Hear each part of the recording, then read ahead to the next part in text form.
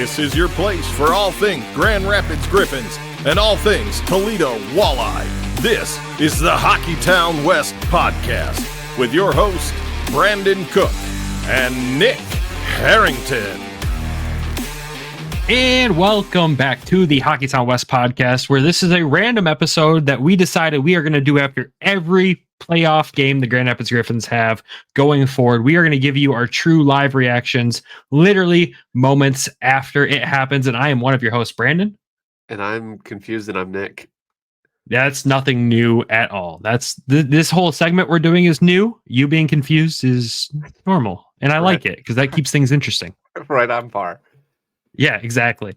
But yeah, we are about an hour-ish after the Griffins just wrapped up game 2 against the Rockford Ice Hogs, and we're going to give true reactions. So, folks, if you listen to this episode around your kids, I wouldn't recommend it because this will be the true unhinged feelings of two true Griffins fans, not people analyzing and giving you actual perspective on the game. This is more for fun for the playoffs to just make it more and more exciting because it's been 5 years since we've had playoffs in Grand Rapids and we want to go above and beyond a little bit and have a little extra fun here.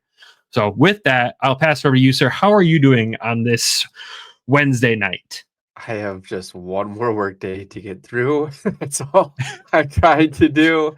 I had to typically I'm off Tuesdays, but I had to work Monday late, Tuesday late, Wednesday, today's late, and well, actually I got out pretty decent, and then I got to work tomorrow. So I'm just trying to just keep it through together for this week. And I know we have a big weekend ahead with playoffs on Friday, and we got Toledo game, and Toledo plays Friday, Saturday, and then we have a game now Sunday. So we have a long weekend of hockey. So yes, we do. So the quick recap of this Griffins game. Game 2, first playoff game in Van Andel in 5 years. Credit to the fans. They showed out. 5,799 people in attendance tonight. The crowd was great. Loved everything they brought to the table, but the Griffins brought nothing to the table, if I'm being honest with you. And they lose this one 5-1 in what I would call one of the most embarrassing losses I've watched in person. Again, like I said, I was being unhinged a little bit here, folks. This is going to be one of those. And Nick's looking at me like I'm crazy when I say most embarrassing because there's been some other embarrassing ones. This was a tough pill to swallow because it's the playoffs. You bring a different game to this, and I saw a lot of first 2 months Griffins tonight. But anyways, before we jump into that, quick recap of the scoring. Griffins started off 10 minutes, 52 seconds into the first period with Austin Zarnik getting the first goal of the playoffs for himself there, assisted by Carter Mazer and Jonathan Berggren. This was a nice goal, a great start for the Griffins, and then it was all Rockford from there. Del Mastro, Hardman, Tepley, Hardman, and Phillip got all the Rockford goals there. 2 of those were on the power play as Rockford went 2 for 2 on the power play tonight. Sebastian Cosa stopped 20 of 25 tonight. Drew Comesso gets the start for Rockford. They went with a different goaltender than game 1, and he stopped 27 of 28. The Griffins went 0 for 3 on the power play. That hurt, but the Griffins did somehow outshoot Rockford 28-25 in this game, but still lose 5-1. Let's dive into this. I'm going to start with a positive before I just go off, okay? One guy I thought that showed up and played this game start to finish with all of his heart and all he could, Dominic Shine. What a playoff warrior this guy is. From the first whistle to the last, he did not give up, even with the Griffins being down by 4 goals, throwing the body, generating offensive chances, good defensive play. Like, he was all over the ice tonight, and I thought he had probably one of his best games of the season tonight. I think we've been talking about Dom Shine a lot this season. I mean, he's kind of the underrated guy, the dark horse in the group, and I mean, this is where he needs to step up. Like, this is where we're looking for our veteran leadership to come in and play these games and maybe drag these kids along a little bit, and show them what playoff hockey is and get them going. And I mean, he played well tonight. He's finishing his checks. He was out there. He was all over the place tonight. So. Big props to Dom Shine. I mean, that was probably the shiniest moment of the game that night, right? Like, yeah, there wasn't much else to talk about. That was positive. I loved everything he brought to the table. Like in the last 7 minutes of the game, just hitting everybody he could, trying to take the puck away from everyone he could. like people around us, all of a sudden we're just noticing like, holy crap, like he's just going for it. Like that was just true leadership on display.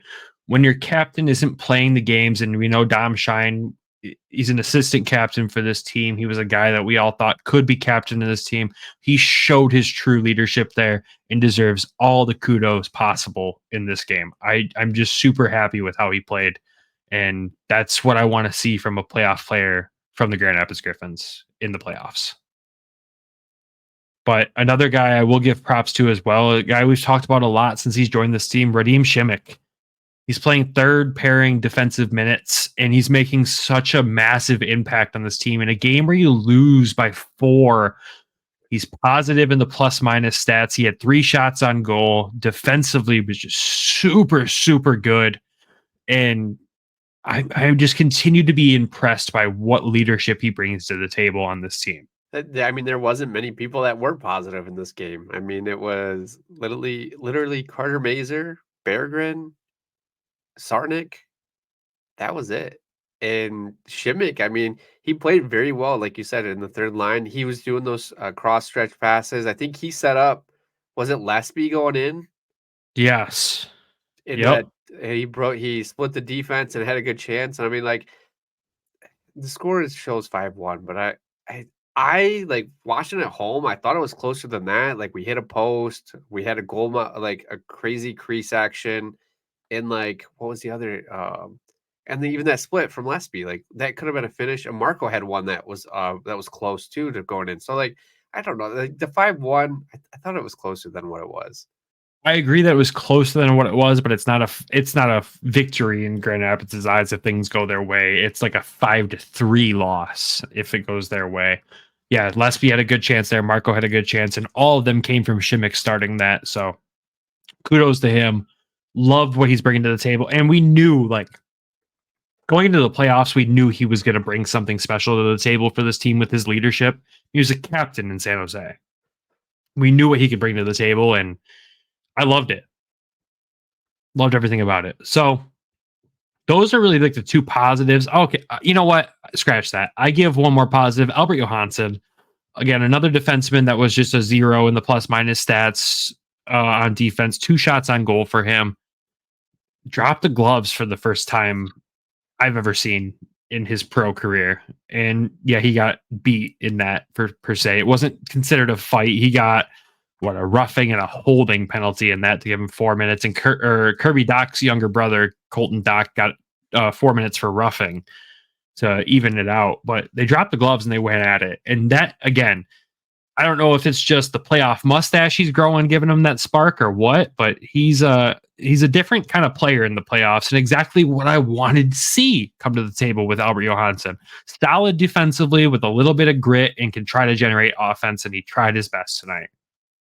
Yeah, I mean, we've kind of seen this a little bit. It was kind of like maybe Albert just kind of hit his breaking point because he's been getting into these little scrums after the whistle. He's been getting into the scrums and throwing out some big hits. And then finally, we always knew, like, even with Mo, with Sider in the wings, we're like, at one point he's going to blow up. And there he was, like, just going off on the guy earlier this season. So, like, I wasn't able to catch the Johansson fight. So I have to go back through and watch it later. I was having some issues. Like, I was driving home. So, it didn't end well for him. It didn't end well. Well, I'll probably still watch it. Albert's one of my favorites. So I'm still proud of him for doing it to find that spark there. Like, it's important. What he did was important on the leadership side of things. I think too, like, you see that some of these moments will literally change the direction of the game. And so he's trying that. You see Taro lay a huge hit at the end of the second. Like, these are game defining moments that could happen to be able to try to switch momentum and try to get the crowd. I know you were at the game, so like crowd was there, crowd was crazy, right? Or was it pretty? Yeah. So before we get into like the unhinged part of where I really just want to go off on the team here, the Griffins did a great job setting up like the hype for this game. I joked with somebody where the rally towels they'll hand out at the door, they're like shop towels. That's what they've been in the past. High quality, super nice. Like I hung that up on the wall next to the walleye towel when I got home tonight. Like super nice. Love that. The video before the players came out in the ice, they had Eric Zane going through the concourse outside the arena all this other stuff. And his monologue through it was just like, fans, we need you to be hype. We need you to be in this. The guys need you. And I was like, this is so different from the regular season. Like, I love every second of this. That monologue that Zane did could be played all regular season next season, and I would be 100% okay with that. They did a fantastic job with that. And they tried to keep the fans in it. The team couldn't keep the fans in it. That's the problem. We came out in the first period, scored a goal. Rockford did end up out of that period 2-1, leading at the end of it. But like, we felt we outplayed them in that period. One of the goals Kosa could do nothing about. The other goal he probably wants back at the end of the day. But we outplayed them. And then in the second period, we just came out and we looked like we just didn't care to be there. And this is where we'll kind of go into the unhinged Brandon moments of this, because I was there watching this in person. Like, this team didn't give a shit after the second period. Like, the third period, we're a third period team. We come back from games that we're down in. They did not care. Like, across the board, Dom Shine was the only one in the third period that cared. Tara Hiroshi throwing the body, I love that too. He showed some effort, showed some care. There was leadership between the two of them trying to get the boys going. The other guys were flat on their feet the whole game. This was embarrassing. Yeah. I know you don't know what to say after that, but like, you say you're the one calming me down. Yeah, I know. Sorry to roll reverse here. I mean, I find it odd that you say this is like the worst game you've seen, because we watched a lot of Ben Simon hockey last year, and so like that was a lot of embarrassing losses where we did literally watch the defenseman from one end of the ice pass it to the other defenseman on the other side of the ice, like the other team's defenseman, and it was supposed to be our dump and chase era, I guess you could say. So I thought, like, this is what makes me nervous about this team, though, is like we can outshoot them, we can control the end, their zone, we can control all of that, and then we still get outscored. It's just like these little moments that I've seen all throughout the season. I was having trouble. I wasn't able to catch the second period because I was driving home. Right. The third period, I wasn't able to see a whole lot because I was having issues with video, too many streams going at the same time. So, so I wasn't able to catch the full effort of everybody, but you were there. You were able to see it. I mean, the team got blown up 5-1. Like, yeah, it seemed like it was closer on my end, but at the same point, I'm like, okay, if Costa we get the first goal from Sardik, and I'm like, I'm stoked because I'm like, okay, the boys are ready to play today, and like I'm watching the first period and it looks good, and then all of a sudden, tie game like within a minute, and I'm just like, you got to be kidding me! All right, here we go, and then they get that buzzer beater, and I'm just like, oh man, and then I'm like, all right, Brandon, I'm driving home. I was like, you got to cover. And so you jump on, and I'm like, hopefully they don't score a whole lot, and I'll be home by the third, and I'll be able to cover, and they score right away. And I think at that point, it was just like deflating a balloon at that point. Like, you get two quick ones back to back. It's just like they just couldn't find their feet again. And I know I feel like when I watched that Dan Watson video of like behind the benches, the recap, his thing was kind of like, we're going to feel out the first period. Just keep up with them. Stay steady. Don't, stay afloat, right? And then the second period, okay, we know where they're at. Let's attack. Now, third period, let's attack again. And that's kind of what we've seen all throughout the season. They've came back, I think, what was more than every other team in the entire league, like more third period comebacks than everybody else. It's like that's kind of our identity now, is like coming back from the third. But like we were down in the second and we just weren't getting it going. Like nothing was falling our way. It just, I don't know. And then like to see Costa give up 5, I'm just like, oh man, okay. We come back with the same lineup, the exact same lineup from Wednesday. Yeah. Yep. No, today's Wednesday. We come back with the same lineup from Saturday. Was it really that long ago? Yeah. Dang. Dude, my week's all messed up. All right. So we come back from the same lineup from Saturday in Rockford, which I'm like, okay, this makes sense because we won. Like, why change it up? Like, we're good to go. Elmer's still not feeling well. That's the only guy that I could really see be plugged in. They've got this long extended break, and we don't get anything. Like this, think I don't know. It's just that I kind of question that now at the end of it, or maybe Kostas had too much. Maybe they should have maybe they should have swapped him over. I don't know. Like, you bring up a lot of good points, and I want to expand on so many of those points, but this is a shorter episode, so we got to send it to DraftKings first before we expand on these points. So we'll send it to them real quick, and we'll expand on all the points you just said, because you hit literally everything I want to talk about. So first, go read the ad.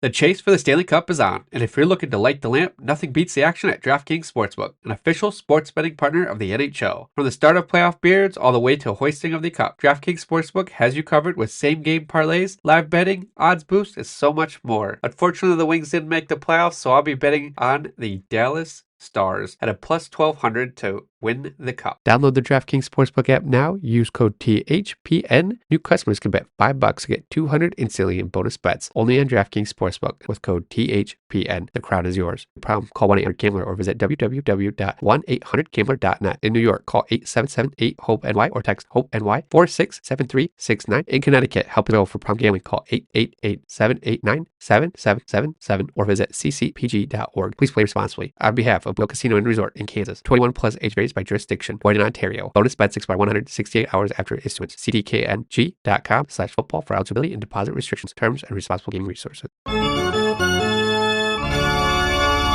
And welcome back. Okay, so yeah, there was a cliffhanger that we left you on there. Let's expand on the points that Nick just brought up there. So I'm going to start with Kosa. Was this his best game? No, not at all.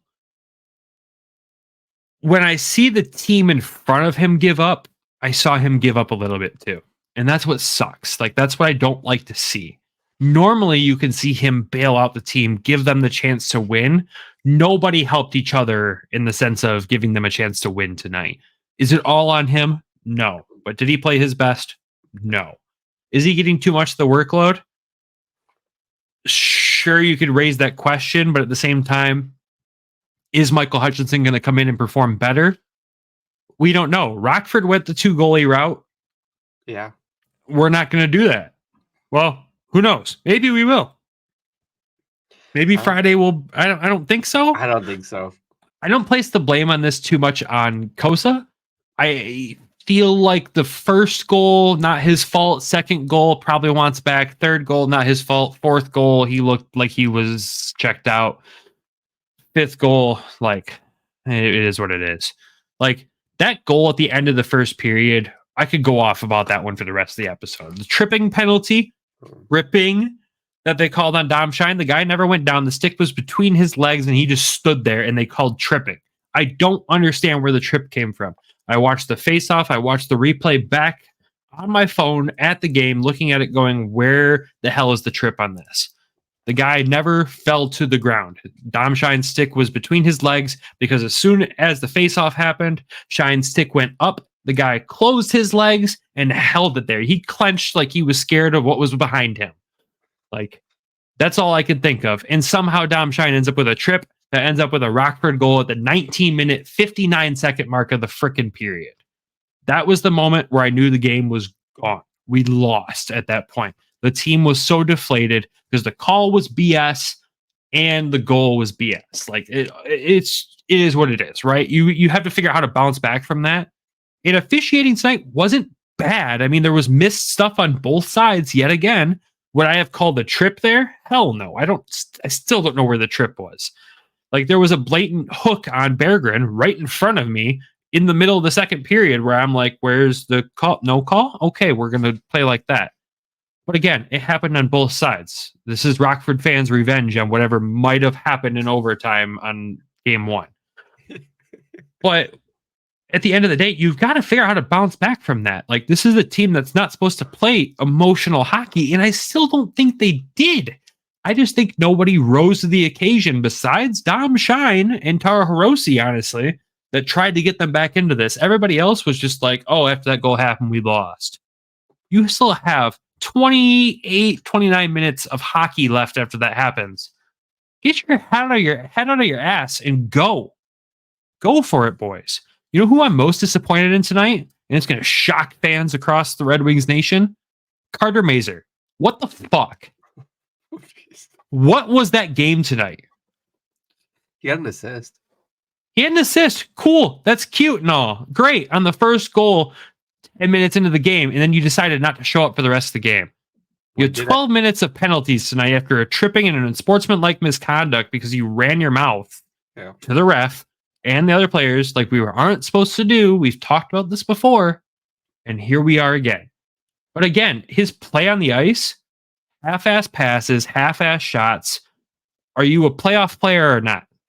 This is the time to rise up and be that guy that Detroit wants you to be. So far, I'm not impressed. I mean, what do you think that they switch up everything on Friday, or do you think they just run it back with the same lineup? Like, what do you expect to happen? Because I think Friday is going to be a huge one. The atmosphere is going to be completely different on a Friday night at Van Andel.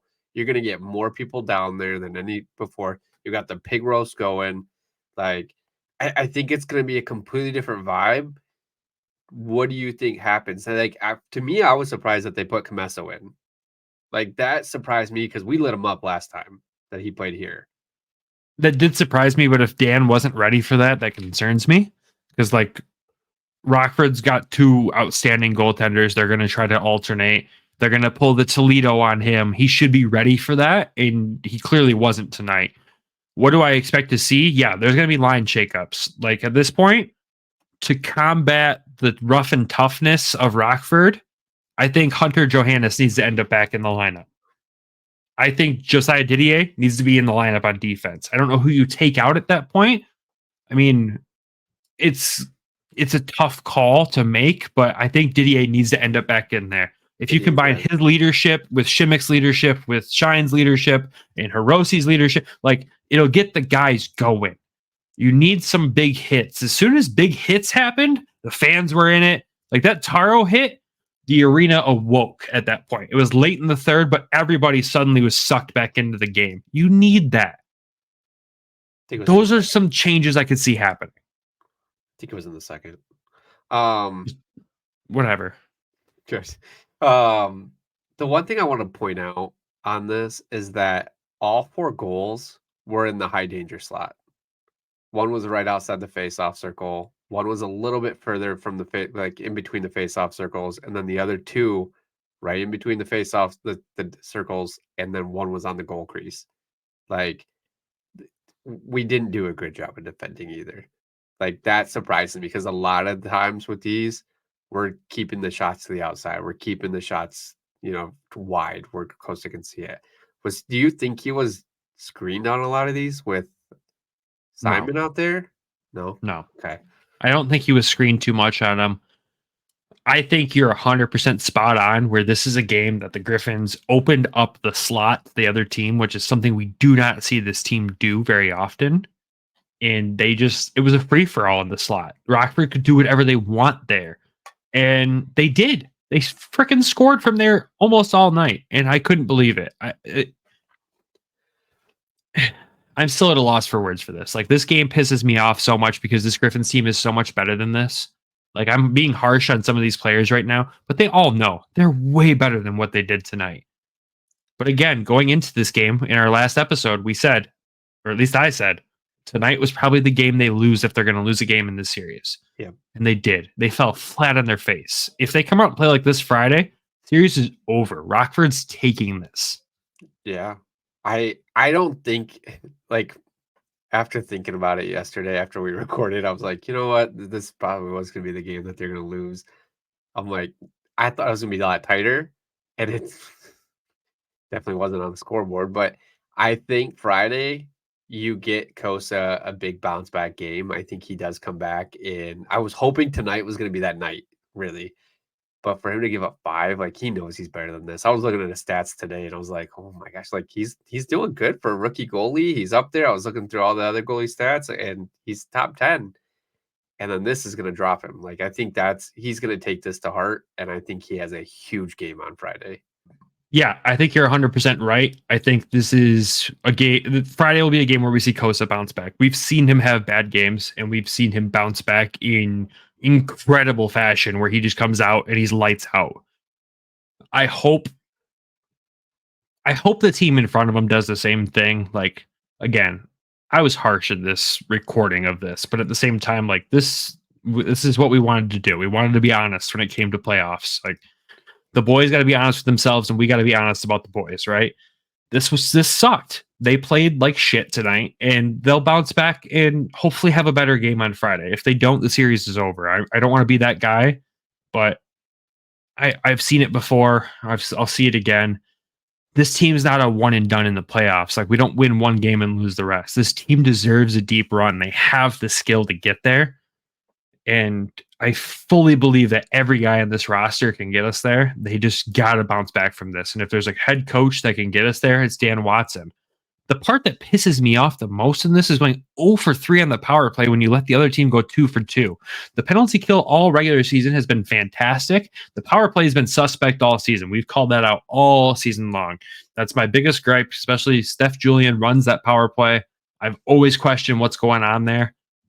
And now we saw the complete reverse. Like we saw the power play still suck, and we saw the penalty kill suck tonight. Like I don't know. You got a day of practice tomorrow to figure this out, and you got to be ready to go on Friday. What the team brings to the table better be better than what we saw tonight. Yeah, I mean, this series is going to come down to the special teams. I mean, that's like at the end of the day, that's what it's going to be. And Waddy talked on that game one. I mean, the power play has not been great. I don't know what they have to do to I know what they have to do to fix it. I know exactly what they need to do to fix it. And when I said that, did that, and they need to play down low. They need to play behind the goal, and they need to put it back out front. Like start the play from behind the net.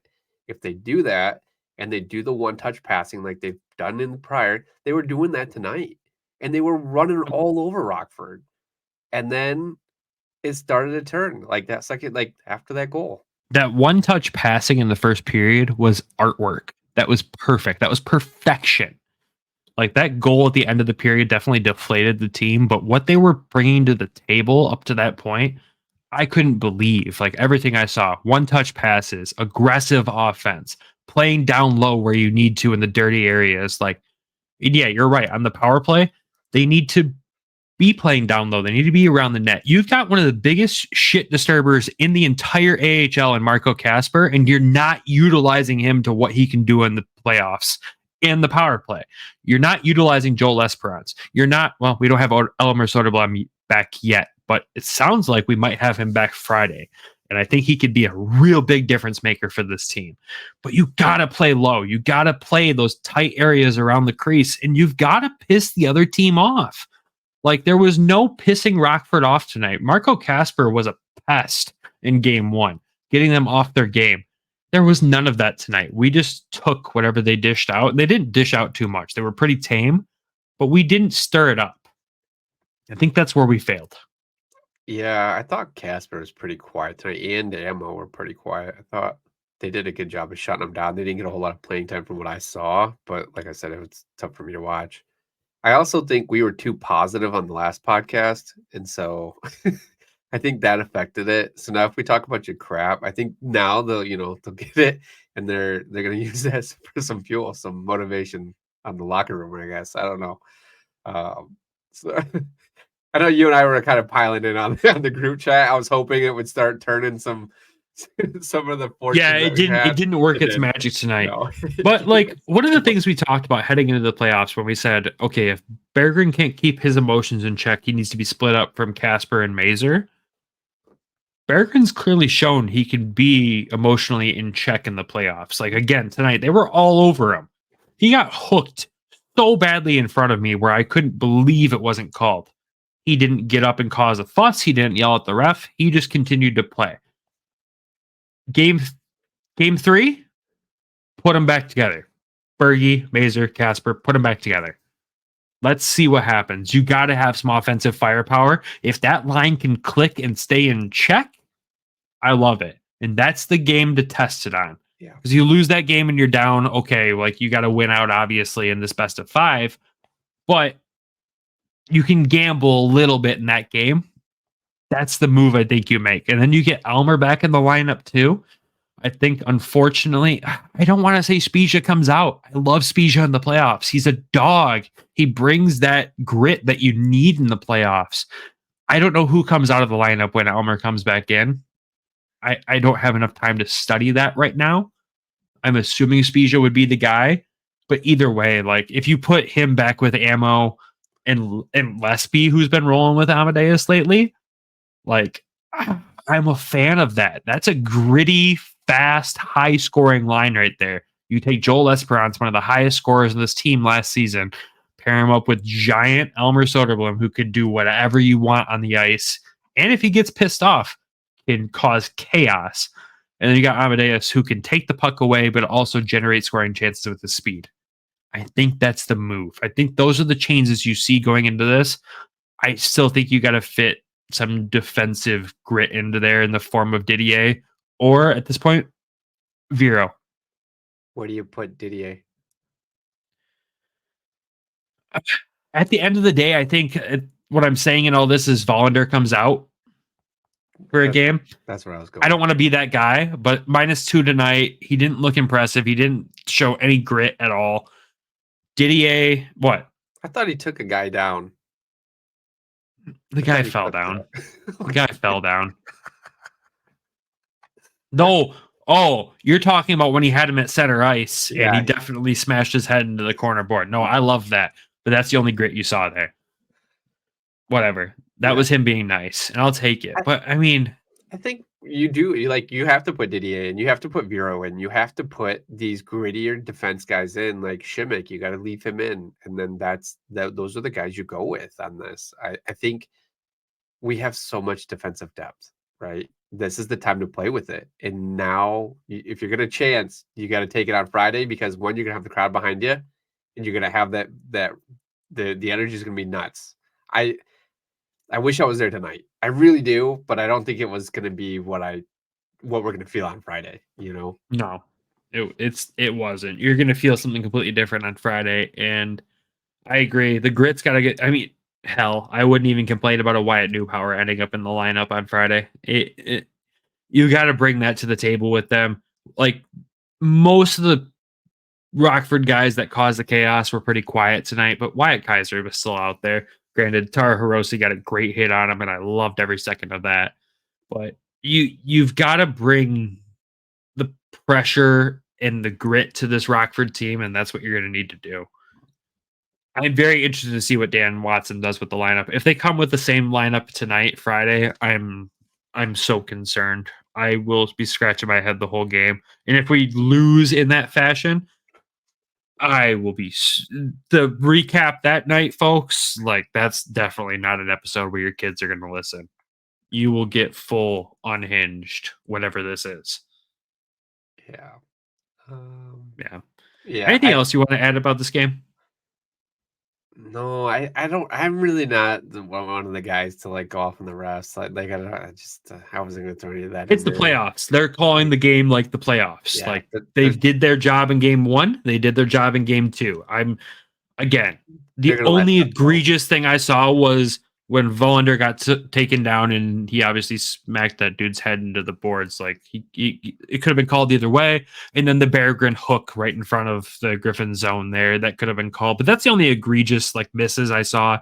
And that's coming from a Griffins fan. There was egregious things that they missed in Rockford's favor as well. It was called evenly. Grand Rapids ended up with more power plays and we didn't capitalize. 0 for 3 on the power play. Dan Watson better be screaming at the assistant coaches at that point to get something going, because I do not understand why special teams can't roll. And what did we say in the preview? If they can't figure out special teams against Rockford, they're going to lose. Yeah. It's just, they're going to let them play. I mean, that's what it is. It's fine. Playoff hockey, baby. Playoff hockey. Get used to it. So I'm not calling out the refs. I think Costa didn't have a great game. I think the guys kind of give up, like you said. So I'm excited to go to the game Friday for Grand Rapids. I'm excited to watch Toledo on Saturday since the Griffins aren't playing. So we'll watch that game. Yeah, unfortunately, the Griffins are playing on Sunday now. Damn it. I was hoping for a day off, boys. There's no days I needed that in my life. I know they needed it too, but yeah, that would have been a long streak until the second round if they would have swept them. Like, that would have been a huge time difference. Like, I was looking at the schedule, and it's crazy amount of time. But There was a lot of value in winning this game tonight. Yeah. Yep. It is what it is. It's playoff hockey, baby. We got to get used to it. And hopefully the boys are as fired up as us and they come back on Friday and just dominate and play their game. If they play like they did the entire first period of tonight's game, they will win. You got to keep your feet moving. You got to play your game. Those one-touch passes. Yeah.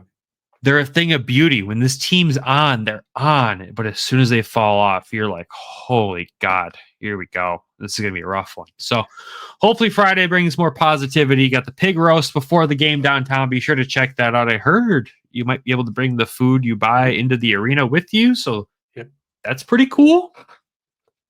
First. That is a first. I wish you could do that with beer too. But anyways, that's just me. But no, I look forward to seeing everyone down there Friday. Looking at tickets online, it looks like it's going to be a packed house. I'm super excited about that. But with that, that's all we have for this Game 2 recap here. Thank you, everyone, for tuning in. Shout out to our sponsors, Everything Hockey. Go to everythinghockey.com. Use code WEST. Save 10% off your order. Shout out to DraftKings. Use code THPN when you're betting with them for the first time. And shout out to the Hockey Podcast Network for being fantastic partners with us as well. Thank you, everyone, for listening to this Game 2 recap. Everybody have a great rest of your week. We will talk to you Friday with our Toledo episode. And with that, Nick, sign us off. Love you. Bye.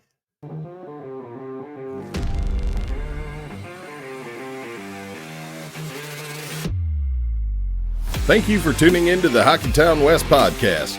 Be sure to check us out on Twitter at HockeytownWPod and your host, Nick at GR Hockey Guy and Brandon at Brandon GR Hockey.